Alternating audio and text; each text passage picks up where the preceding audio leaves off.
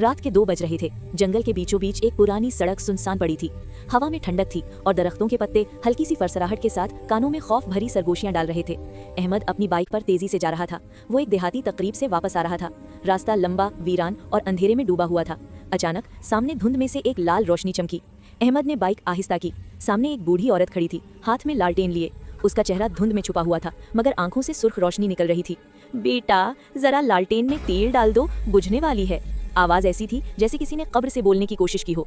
अहमद ने हंसते हुए कहा, अम्मी जान, रात के 2 बजे आप यहाँ क्या कर रही हैं? औरत मुस्कुराई। उसके दांत लंबे और सियाह थे। मैं लालटेन रोशन रखती हूँ ताकि रास्ता कभी अंधेरा ना हो। अचानक लालटेन की रोशनी नीली हो गई। अहमद का दिल धड़कने लगा। उसने बाइक स्टार्ट करने की कोशिश की, मगर बाइक बंद हो गई। पीछे मुड़कर देखा तो औरत गायब थी। फिर अचानक लालटेन हवा में उड़ती हुई उसके सामने आ गई और उसके अंदर से वही औरत निकली, मगर अब उसका चेहरा आधा जल चुका था, आंखें खाली और जबान लंबी।